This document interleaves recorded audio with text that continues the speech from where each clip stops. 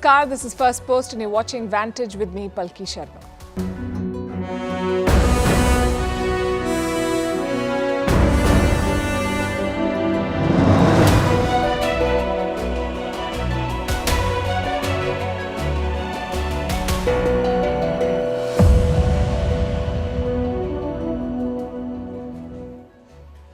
Israel has intensified its attack on Gaza. Their forces have surrounded the city of Khan Yunis. More than 16,200 people have died. 80% of Gazans are said to have been displaced. Arab nations are finalizing a draft resolution for the United Nations Security Council calling for another ceasefire. But guess who Hamas has turned to for help? Pakistan. The Hamas chief says brave Pakistan can make Israel back off. It's not a joke. We'll tell you all about the Hamas-Pakistan nexus and why Islamabad's support has been lukewarm this time. Meanwhile, American support to Israel may be dwindling, all thanks to the presidential election that Joe Biden has to fight next year. We'll explain. In China, the economy is in very bad shape. The yuan is struggling, and the IMF says their local government debt could be as high as $11 trillion. Also, how coffee giant Starbucks has lost $11 billion due to politics. What message India has sent to the generals of Myanmar. How the Republican presidential debate in America has turned into a shouting match. Why Barbados wants the UK to pay them $4.9 trillion. How a new oil war is brewing in South America, and a French law that says roosters have the right to crow. All this and more coming up. The headlines first. Days after the US claimed an Indian link to a foiled plot to kill a Khalistani terrorist, New Delhi forms an inquiry committee. Canada has made similar allegations, but External Affairs Minister S. Jaishankar says no evidence has been provided by Ottawa. A huge blast at an explosives depot in Seychelles has left more than 60 people injured. The president declares a state of emergency. The blast in Mahe, the largest island in the Indian Ocean nation, also brought down buildings. Russia to hold its presidential election on the 17th of March next year. President Vladimir Putin is expected to win a fifth term in office. Since 1999, Putin has been in power, either as president or prime minister. Voting is also planned in Ukraine's Luhansk, Donetsk, Kherson and Zaporizhia, which Russia annexed. Azerbaijan's leader Ilham Aliyev calls for a snap presidential vote on the 7th of February. In September, Azerbaijan recaptured Nagorno-Karabakh from Armenian separatists. Since then, the president's popularity has been soaring. Elections were previously scheduled for 2025. Turkish President Erdogan promises a new era in relations with historic rival Greece. Erdogan is on his first official visit to Athens since 2017. Both countries have long-standing territorial disputes in the Aegean Sea. But since February, ties have improved. And Luis Rubiales is back in the news for kissing again. He has now been accused of forcefully kissing an English football player. This was at the same ceremony where he kissed Spain's Jenny Hermoso without her consent. After this, Rubiales was forced to resign as the president of the Spanish Football Association.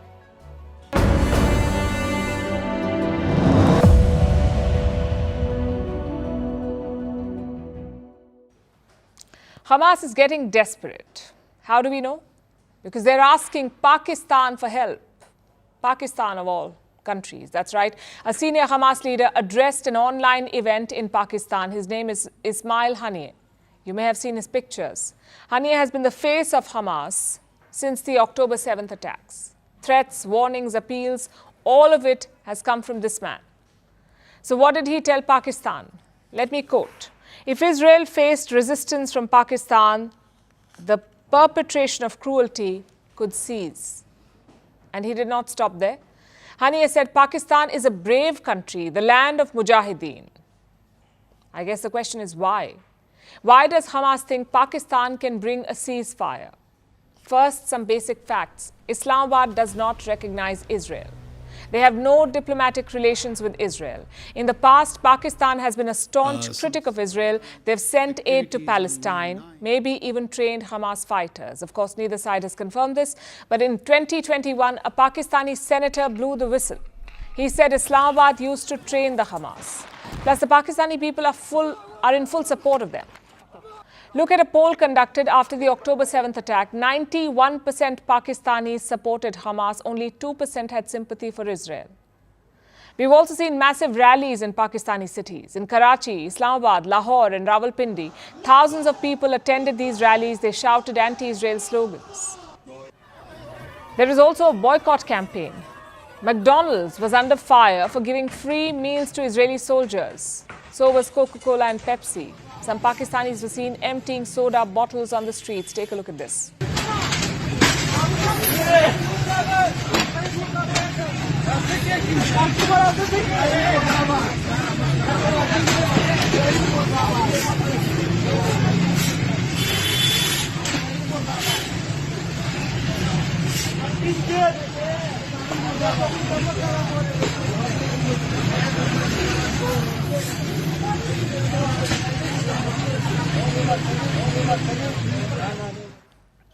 On paper, Pakistan's support counts. It is home to 240 million Muslims.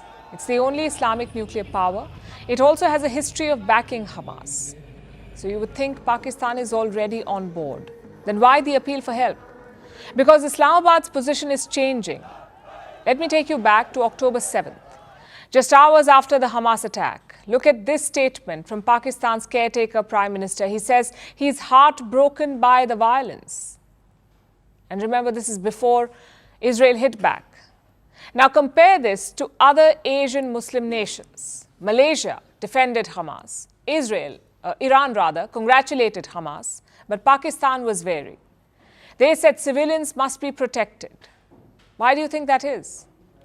Political convenience. Pakistan is going through a major economic crisis. They need bailouts from the International Monetary Fund. And who can help them with that? The US and the West. So Pakistan forgets its Palestinian activism, and this has happened before. In 1970, Jordan fought a war with Palestinian armed groups. They were hijacking planes, even plotting to oust the ruling dynasty. So the Jordanian king put his foot down, and advising him was a Pakistani military officer, Zia-ul Haq, the man who later became dictator. Many Palestinians remember his role vividly. They call him the butcher. So my point is, Pakistan's support for Palestine is not based on ideology or even religious brotherhood. It is based on convenience. And right now, it is convenient for Pakistan to be silent, to not criticize Israel too much. Having said that, not everyone in Pakistan feels that way. Like I said, the public is pro-Palestine, and Islamist parties are capitalizing on that. Like the JUIF, the Jamaat-e-Ulema-e-Islam Fazl. Its leader traveled to Doha last month. He met Hamas leaders and expressed solidarity with them. Another example is the Jamaat-e-Islami. Their chief also visited Doha last month. He met the top Hamas leadership. So there are two forces in Pakistan, both moving in the opposite directions. One is the Islamist parties cozying up to Hamas. The second is the establishment, which can swing either way, which is why Hamas is appealing to Pakistan. They need all the help they can get. But frankly, don't expect much. In October, Pakistan's army chief spoke about the crisis in West Asia, and guess what he said? He promised his full moral support for Palestine. But against Israeli rockets, moral support is as good as nothing.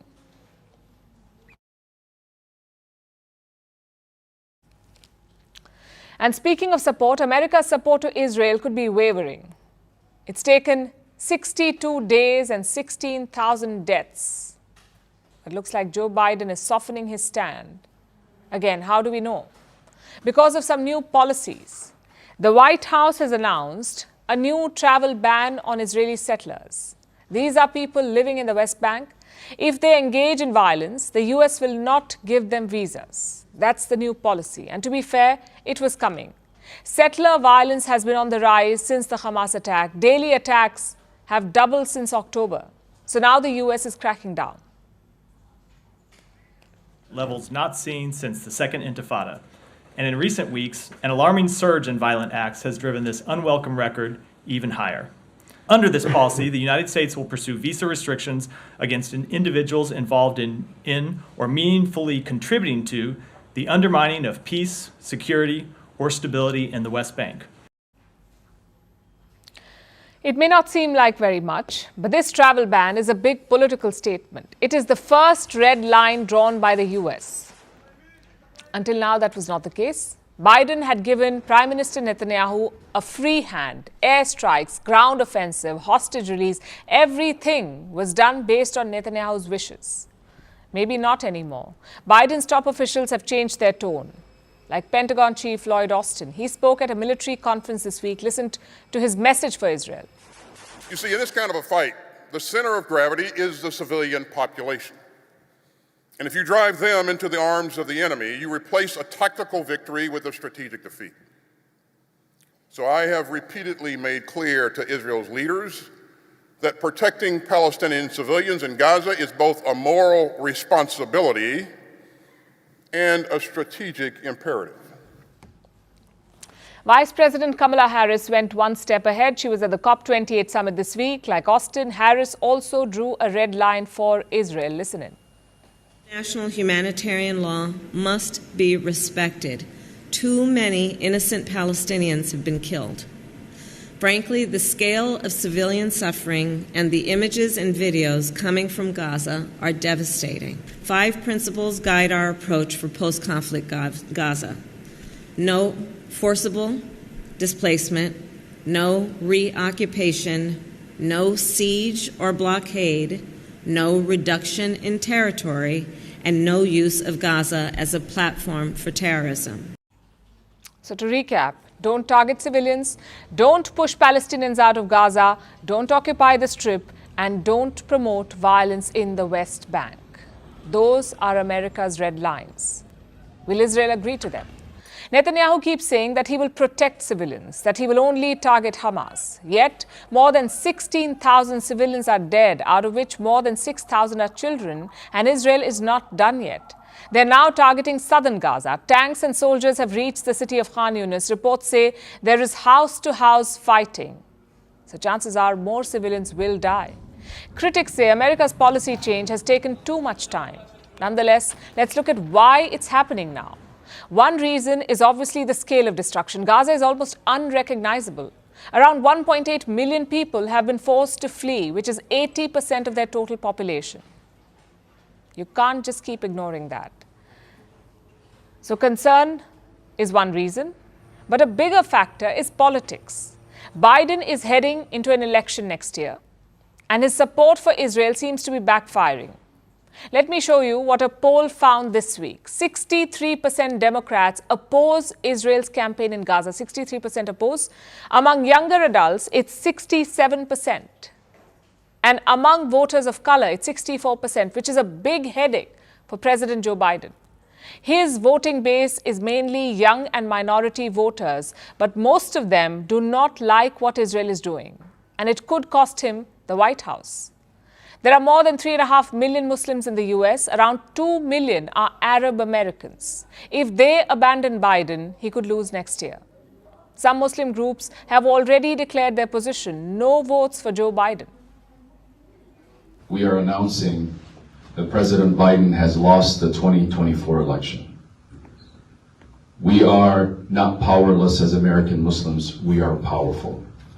We don't only have the money, but we have the actual votes. And we will use that vote to save this nation from itself.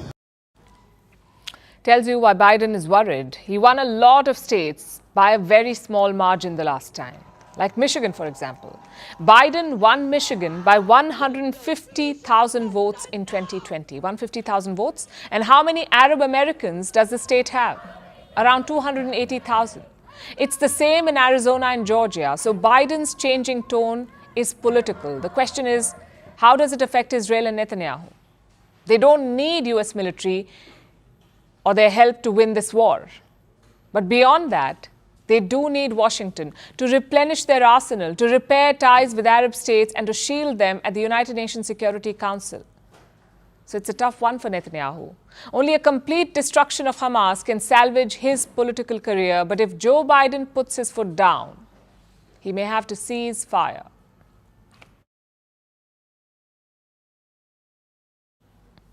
And now let's talk about China. A tsunami has hit the Chinese economy. It came in the form of a report, an assessment from ratings agency Moodys. They've downgraded China, and now Beijing is trying to downplay it. The fundamentals of China's long-term economic growth have not and will not change. We are confident and capable of achieving long-term stable development. The verbal attacks did not help. The report proved to be devastating. Investors are making a beeline to exit China. Today, Hong Kong witnessed a mass sell-off. Companies in the Hang Seng Index are taking a beating. They're approaching a 13-month low. I think sentiment has been extremely fragile over the past 3 years. And we see investors reacting quite strongly to any negative headline. So you saw equity markets in particular correcting very strongly. The yuan too is having a tough time. For 2 days now, its value has been falling. Beijing was forced to make an intervention. China's state-owned banks were asked to step up and defend the yuan. They're selling US dollars from their reserves and buying the yuan from foreign exchanges. And they've been doing this for the past 2 days. Today, China released export data from the month of November, and for the first time in 6 months, Chinese exports have grown. But this is one good headline amid a deluge of bad news. The Moodys report is an indictment. It confirms what experts have always known. China's economy faces fundamental problems. It's a bit like long COVID. There is a lingering illness. The symptoms are stubborn and they're not going away. The available cures are not working. Plus, there is the issue of trust. Reports say before releasing this latest assessment, Moodys officials sent a message to their staff. Their employees working in China, they got a message. They were asked to work from home, to not show up in office. Why? Apparently, Moodys was afraid of a government backlash. As it is, foreign companies face harassment in China. An adverse report on the Chinese economy would make them more vulnerable. In recent months, Chinese authorities have raided them and detained their staff. And which companies have been targeted? It's a long list, including names like Foxconn, Capvision, Brain & Company, and the Mintz Group. China has raided all of them. Now, Moodys is afraid it could be next. But what explains this intensifying scrutiny? What's driving these raids and detentions in China? Beijing wants to muzzle the critics, stop accurate data from flowing out, and control the narrative on their economy. That's classic China for you. When confronted with criticism, they crack down. On most occasions, the strategy works, but this time, it's not working. The crackdown came too late. The cat is out of the bag. There is a cash crunch across the board, starting with the government itself. Chinese cities and provinces owe trillions of dollars in debt, and they're struggling to service this debt. We've talked about this before, and now there is fresh data. Data about the size of Chinese government debt. How much do China's local governments owe? Anywhere between $7 to $11 trillion. That's the estimate of the International Monetary Fund and Wall Street banks, up to $11 trillion of debt. A significant chunk of these loans are risky, and the value of this debt is anywhere between $400 and $800 billion. We do not have exact figures because China is not transparent with data, so these are estimates. These loans are classified as high risk, meaning local governments may struggle to repay them. They may even default. So there is a significant debt burden and a shortage of cash. How would you respond to a situation like this? You don't have to be a financial expert. All you need is common sense. Cut expenses, raise earnings, and try to renegotiate the terms of your debt. That's what most people and most countries would do. Not China, though. When China faces a financial crunch, it responds by issuing more debt. And that's what local governments in China are doing. This year, they have sold a record number of special bonds. Do you know how much money they raised? More than $21 billion and counting. And this money is to save multiple small and medium banks, the ones under strain, the ones running low on cash. There are very many of them. So Chinese officials are raising funds and using new loans to recapitalize banks. Last month, some state-owned banks raised money too. Reports say there was a liquidity squeeze. Banks needed more money to to service short-term obligations. So they decided to borrow. Now, what does all of this tell you? China's entire financial system is fragile, it is addicted to debt and surviving on a continuous cycle of borrowing. One default can trigger a storm, and the devastation will be felt way beyond China.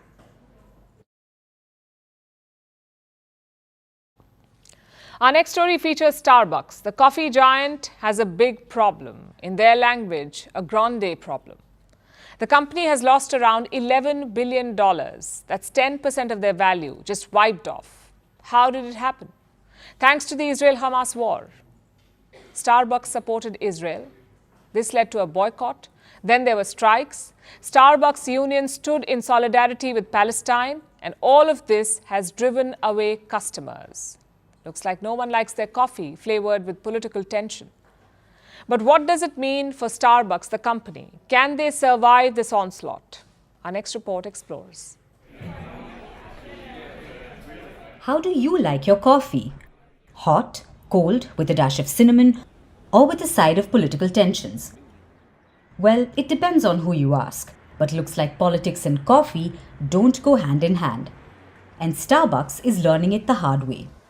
The coffee giant has lost $11 billion in value.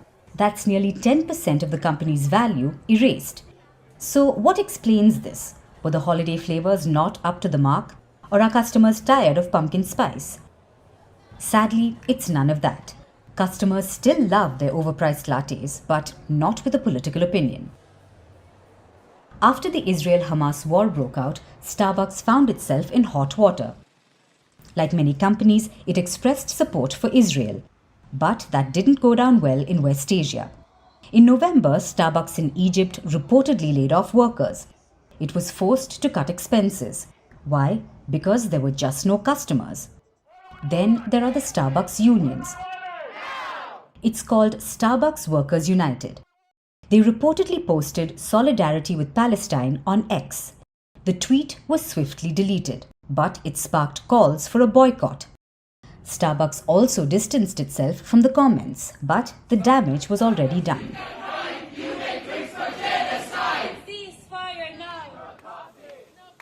Then came the strikes. Starbucks workers are unhappy with their jobs. They feel they're underpaid, understaffed, and don't have enough rights.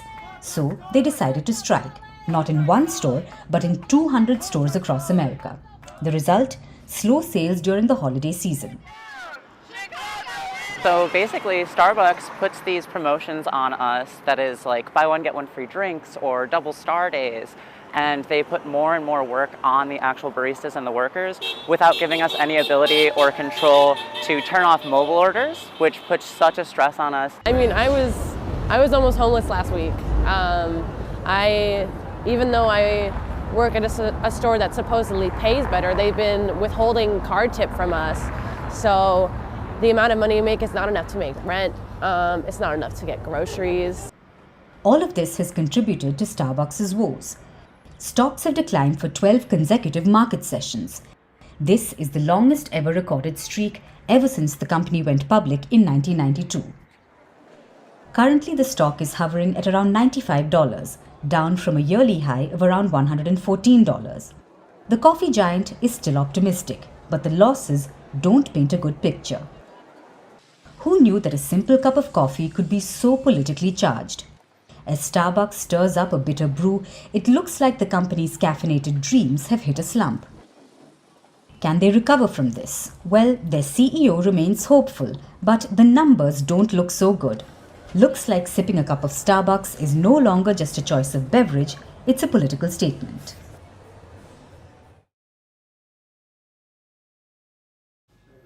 Now let's talk about Myanmar. The junta is losing ground to rebel groups. Fighting has been going on for weeks now, and India is trying to contain the crisis.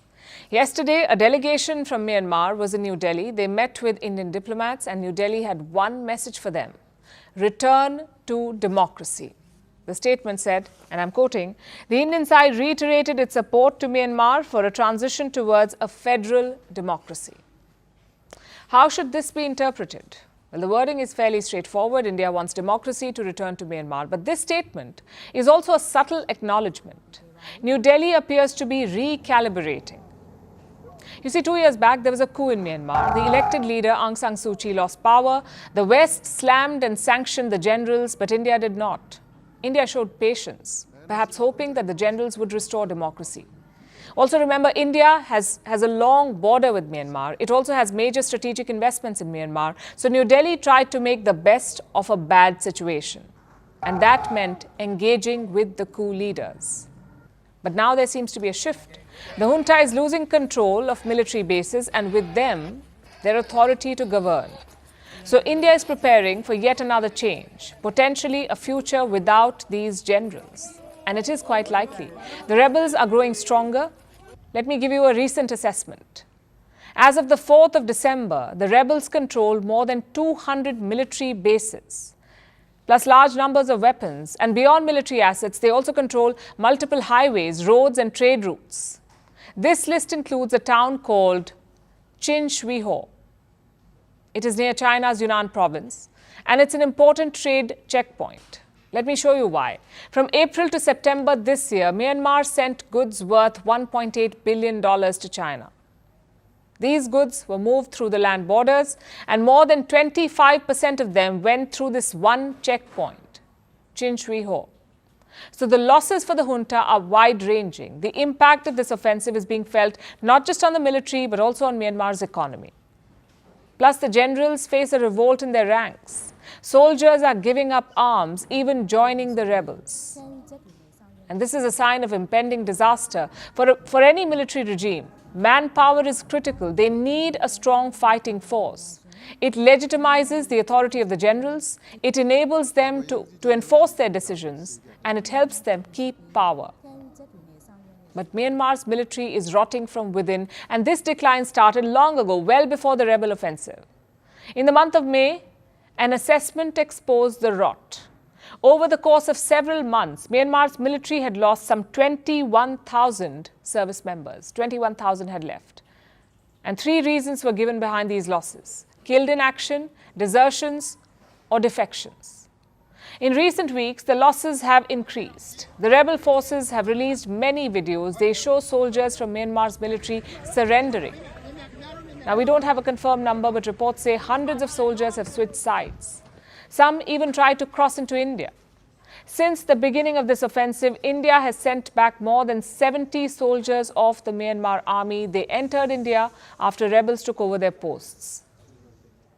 So the generals are in a tough spot, losing control over bases, over trade routes, and over troops.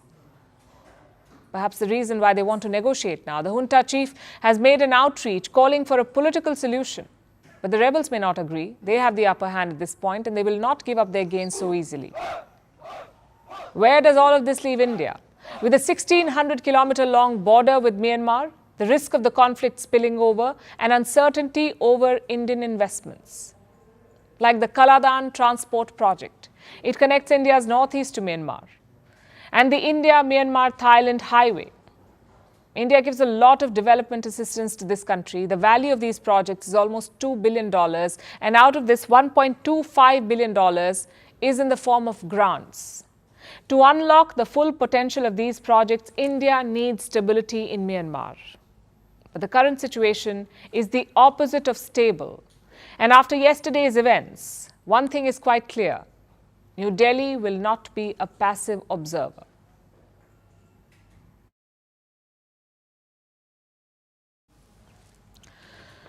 Obnoxious blowhard, Voldemort, fascist neocon, angry, bitter man. No, I'm not reading out hate comments from YouTube. This is what Republicans are calling each other. Republicans who want to become America's next president. This is their language. Yesterday was the final Republican presidential debate of 2023. It started with a full stage, but now there are only 4 left. 2 of them know they will not make it to the next one, so the knives were out. But even then, it was a no-show from Donald Trump. He missed 3 debates before, and this time too, he did not care for it. Our next report tells you why. And then there were 4. former UN Ambassador Nikki Haley, Florida Governor Ron DeSantis, tech billionaire Vivek Ramaswamy, and former New Jersey Governor Chris Christie. It was time for the final Republican debate of 2023, a debate for Republicans to choose their candidate. Instead, it was a shouting fest, fiery exchanges, obnoxious comments, and the shadow of Donald Trump looming over the four. Donald Trump missed this debate, like he's missed every other Republican debate. But that doesn't seem to bother him because he's far, far ahead in the polls. However, for the others, it's a huge problem. This makes the debates just another fleeting watch. No Trump equals to less viewership. So these candidates must scramble for the attention of the viewers. They have to prove they're just as engaging, which explains the exchanges at the News Nation debate. The only person more fascist than the Biden regime now is Nikki Haley, who thinks the government should identify every one of those individuals with an ID. That is not freedom, that is fascism, and she should come nowhere near the levers of power, let alone the White House. Let me tell you something. This is the fourth debate that you would be voted in the first 20 minutes as the most obnoxious blowhard in America. So shut up for a little while. Like every debate, this one too had a target. It was Nikki Haley. The former UN ambassador is number 3 in polls, but she's seeing a surge, and the momentum has left others threatened. Nikki is corrupt. This is a woman who will send your kids to die so she can buy a bigger house. This is the problem. Using identity politics more effectively than Kamala Harris is a form of intellectual fraud. Governor Haley, would you like to respond? No. It's not worth my time to respond to him. Then there was Vivek Ramaswamy. After the first debate, he was the Republican favorite. He enjoyed a surge in donations, but is now down from the peak. So for him, this was the perfect time to whip out conspiracy theories.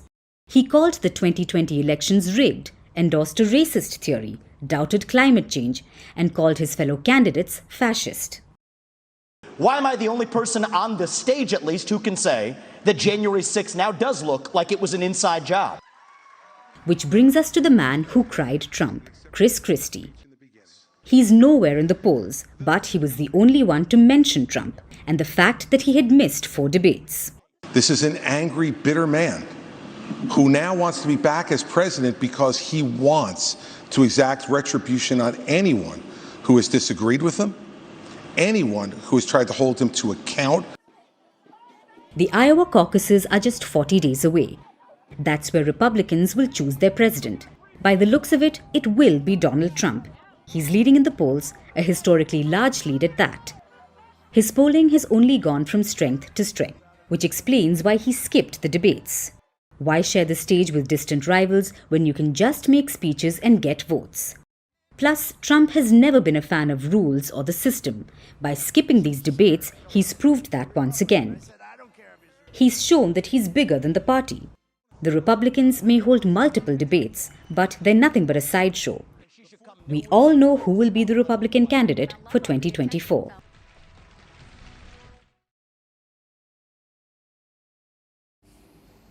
What do you do when you make a mistake? You apologize, that's the first thing.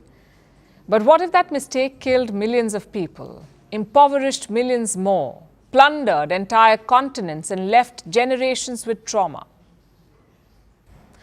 I don't think an apology cuts it then. And that's what former colonies are saying to European countries. A sorry is not enough. You need to pay up. And leading that charge is Barbados. Their Prime Minister is in the UK right now. Her name is Mia Mottley. And I must say, she's done her homework. She did not just make an appeal for reparations. She came with an exact figure. $4.9 trillion. That's how much she wants European countries to pay Barbados, $4.9 trillion. Most of it is for slavery. Around 450,000 slaves were trafficked to Barbados. Only 375,000 made it alive, and the rest, they died at sea. Around 30,000 slaves died working on the plantations. They died working for European powers. So Barbados wants the UK to pay up. But where did the 4.9 trillion come from? A report published by the Brattle Group. It's a consulting company based in the US. It specializes in complex calculations like How much do European countries owe for slavery? The numbers will surprise you. The UK owes $24 trillion to 14 countries. Barbados is one of them, $24 trillion for the UK. Spain, $17 trillion. France, $9 trillion. And the Netherlands, $4.8 trillion. Now, these numbers may sound like a lot. 24 trillion is 8 times the UK's national GDP. 17 trillion is 12 times the Spanish GDP. So how can these claims be realistic? Well, the Barbados Prime Minister has an answer. She says, don't take them out of context. This wealth was accumulated over decades and centuries. If you think like that, the numbers are small. And we agree. Here in India, colonial reparations are a hot topic. A couple of years back, the foreign minister also spoke about it. He said Britain looted $45 trillion from India. Imagine that, $45 trillion taken away. That's 13 times India's current GDP. And colonialism does not just take away money. It takes away confidence, it takes away time, and it takes away self-respect. Sometimes it can take decades to regain those. So if anything, 45 trillion is too less. Now, coming back to Barbados, their Prime Minister took charge in 2018, and since then, she's been campaigning for reparations. She's also hosted a summit in July this year, a summit for reparations. A number of African and Caribbean nations attended the summit. They agreed on the demand for reparations. And last month, they followed up on it. The African Union and Caribbean nations created a joint fund. We're talking about 75 countries in total. They've asked European nations to pour money into this fund. But do not expect anyone to actually do it. Most former colonial powers use the same strategy. They will admit that colonialism was wrong. They will say it was a mistake. But they won't do the two things that really matter: apologize and pay. They don't do it. Just look at Britain.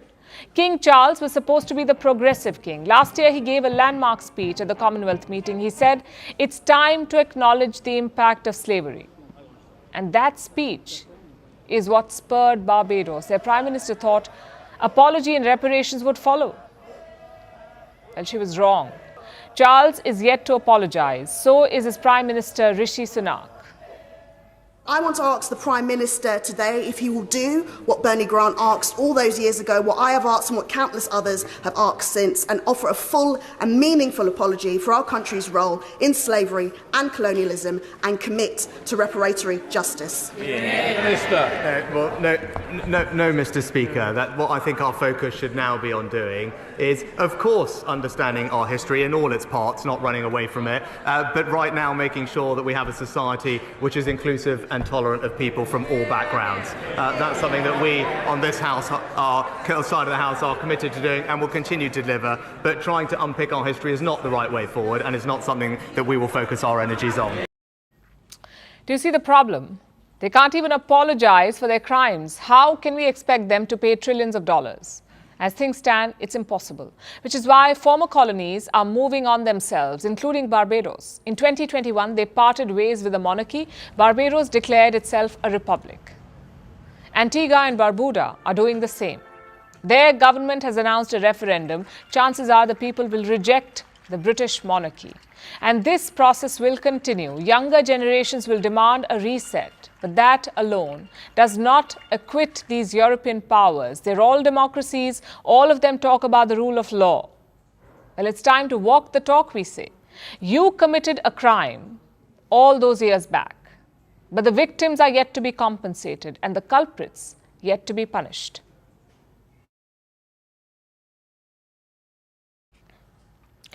Now let's turn our attention to South America, where an oil war is bubbling between two hostile neighbors, Venezuela and Guyana.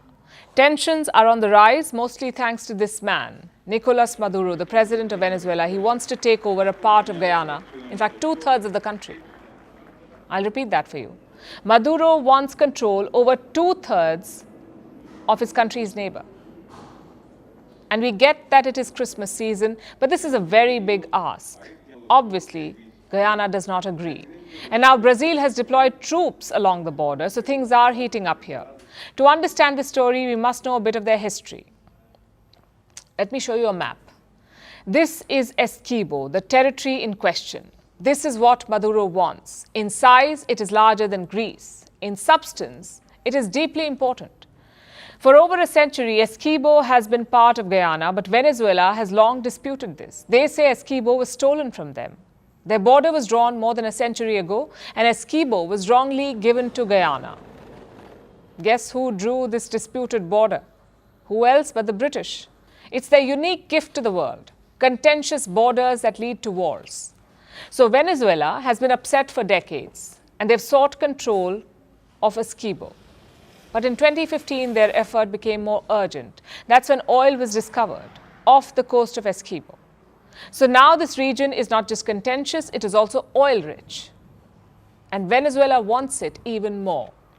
And Guyana won't let go. Their wealth is mostly based on oil production and exports. Oil has made Guyana one of the fastest growing economies in the world. Do you know what their GDP growth was last year? 62%. 62% GDP growth in 1 year, the highest in the world.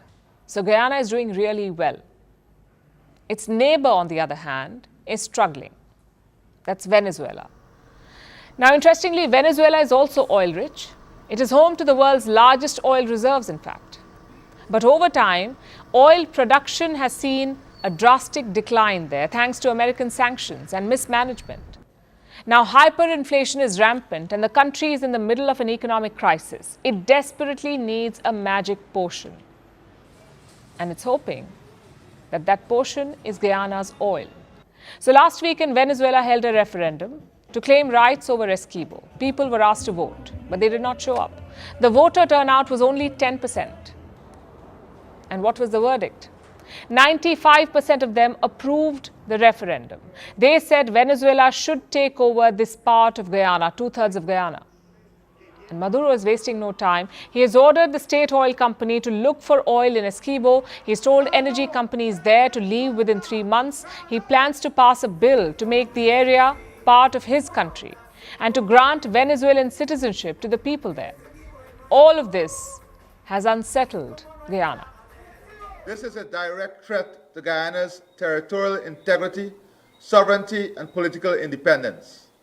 Guyana views this as an imminent threat to its territorial integrity and will intensify precautionary measures to safeguard its territory.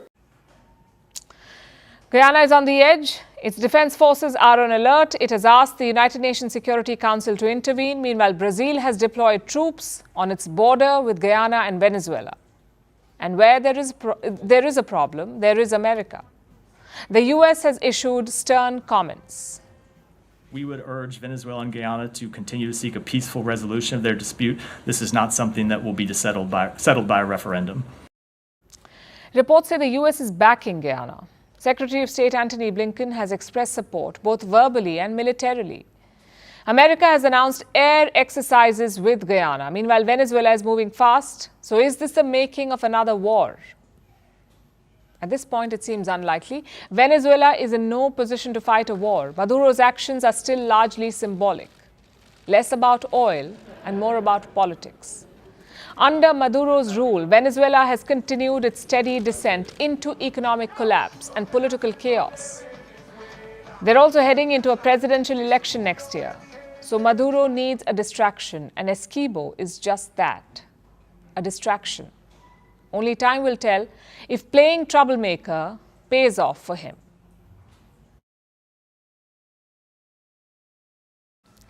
From one conflict, let's move to another. And this is not a battle for oil or a war over land. It is about sensory overload. From crowing roosters to rumbling tractors, even the smell of manure wafting from a stable. In a French countryside, this is the standard sensory landscape. And the city dwellers despise it. It has led to regular squabbles, high-profile disputes, and nearly 500 farmers currently facing lawsuits, 500 cases. So now the French Parliament has passed a new law which makes it difficult for people to file complaints against farmers and their animals. You could say it's a law that gives roosters the right to crow. Here's a report. Crowing roosters, croaking frogs, bleating sheep, braying donkeys. The smell of manure, the rumble of tractors. Don't worry, we aren't going to break into a rap on the farm life. This is simply an ode to the countryside, courtesy France. The country is on a mission to protect the perennial sounds and smells of its rural areas. The French Parliament has passed a new law to limit conflicts between neighbours, preserve the sensory heritage of the countryside, and give more protection to farms. Here's why. France has a long history of conflict in its rural areas between newly arrived residents from cities and the OG countryside residents. The city slickers have a bunch of complaints. The roosters are too loud. The frogs are one too many. The smell of manure is too much to bear. This has led to regular neighborhood spats and widely publicized high-profile legal cases. In fact, nearly 500 farmers are currently facing lawsuits from neighbors over smells and sounds coming from their farms. My ducks make noise and this bothers the neighbor. He is going to court. This is ridiculous. This will stop 15 days from now when I slaughter the ducks. In Dordogne, a court ordered a couple to drain their pond after neighbors complained about incessant frog croaking.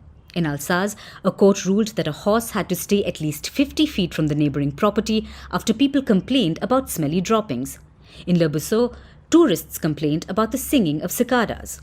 The mayor responded by installing a 6-foot statue of one. But perhaps the noisiest bird of them all was Maurice, a rooster in a French town. His owner was sued by neighbors because he crowed too loudly. This turned into quite the circus. Politicians got involved. Petitioners rushed to the rooster's defense. They must stop filing lawsuits over nothing. The noises in the countryside are normal. If you don't like such noises, then you shouldn't be staying here. Eventually, in 2019, the court ruled that the rooster was well within its rights to crow as much as it wants. But some animals weren't that lucky. In 2020, a French rooster was shot and beaten to death because a neighbor was tired of its crowing. Over 100,000 petitioners clamored for justice. The culprit was given a 5-month prison sentence, and a year later, France came up with its first law to protect its countryside. Smells, sounds, and everything. But this didn't cut it, so the government has bolstered it further. Now, the new law is broader. It says that no resident can challenge the activity of farmers who were operating there before the complainant arrived. So, with the new law, the neo-rural residents will no longer find it easy to file complaints. In fact, the Justice Minister called such complaints abusive. And many people agree. After all, rural areas aren't just sceneries. They aren't just ideal backdrops for Instagram posts. The countryside comes with its sounds, smells, practices, and creatures. So now the roosters can crow on with the law behind them. As for the neo-rurals, it seems the chickens have come home to roost. And now it's time for Vantage Shots, images that tell the story. If there is one thing you must not do on air, it is making any sort of gesture. And offensive ones are a particular no-no. I guess no one warned this BBC anchor. You have to see what she ended up doing on air. In Australia, driving after dark just got interesting as glow-in-the-dark road markings illuminate the outback. And we've all heard about Santa Claus riding his sleigh. But in Guatemala, he took the helicopter to visit sick children.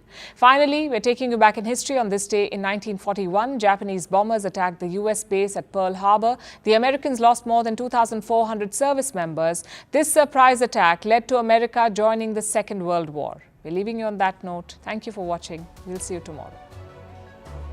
Radio's tuned in to a typical American program, obviously faked in a studio.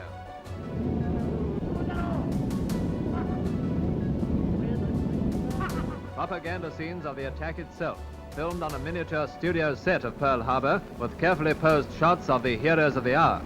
But these very obvious battleship models shouldn't have fooled anybody.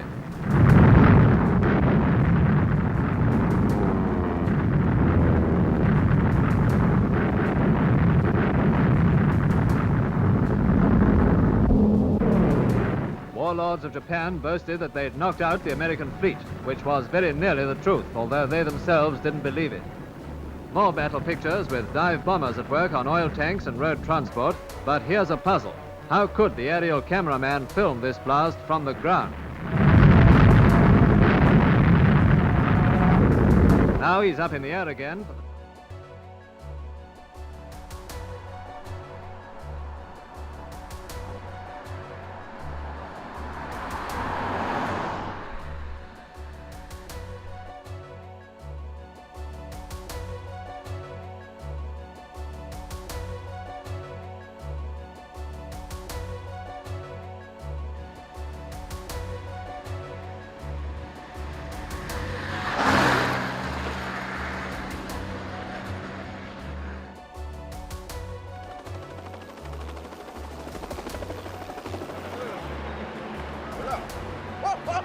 ¡Hola! ¿Cómo está?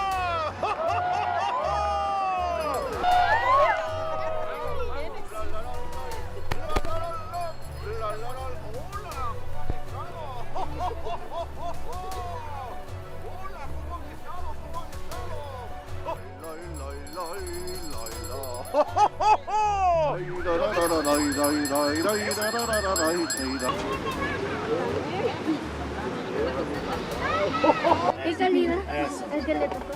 Eso.